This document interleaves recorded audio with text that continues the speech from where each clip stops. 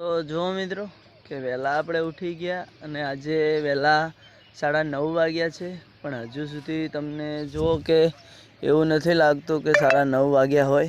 જો કેટલો ધુવા ઘરે છે અને અહીંથી જુઓ તમે કે અમારું આ છાપરું દેખાય છે, એની પાછળ જુઓ તમે આમ આર પાર દેખાતું નથી. એટલે મારા બધા મિત્રોને હું એટલું કહેવા માગું છું, આ જો સૂર્યનારાયણ ઉગી ગયા છે, કેટલે આવ્યા છે, પણ હજુ કોઈને એવું લાગે છે કે દાડો ઉગી ગયો છે. 9:30નો ટાઈમ થઈ ગયો છે મિત્રો.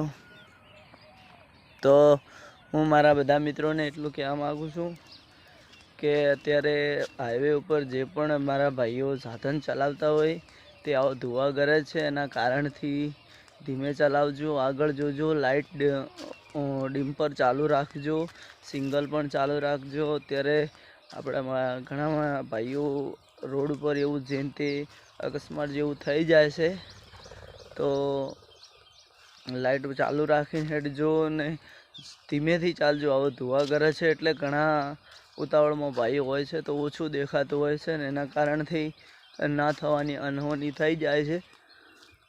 તો જો મિત્રો આટલો ટાઈમ થયો છે તો પણ ધુવા હજુ કરવાનું ચાલુ છે. અને આજે રાત્રે અહીંયા વરસાદ આવતો હતો. 2026ની સાલ શરૂઆત થતાં જ વરસાદે આગમન કરી દીધું હતું. તો મારા બધા મિત્રો જુઓ કે ધ્યાનથી રહેજો. આપણે આ 2026મી સાલ આપણા માટે હાનિકારક લાગી રહી છે, એટલે ધ્યાન રાખવાનું છે અને માપમાં ચાલવાનું છે. જુઓ 2026 બેઠું વરસાદ આવ્યો તો કેટલા મોટા ખેડૂતોને નુકસાન થઈ ગયું. સારા ખેડૂતોને, મોટા એટલે મોટી ખેતી, એરંડા બગાડી નાખ્યા, મોટા ભાગે જીરું વાવેતર હતું એ બધું બગાડી નાખ્યું.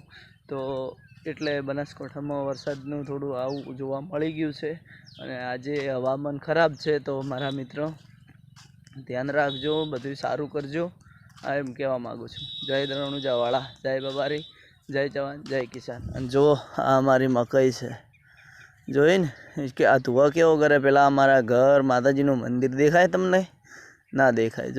જો આ સૂર્યનારાયણ કેટલે ઉગીને આવ્યા તો પણ તમને દેખાય. જુઓ તો વાલા વિડીયોને કમેન્ટ કરજો ને ચેનલને ફોલો કરતા જાજો. જય રણુજાવાળા, જય બાબારી.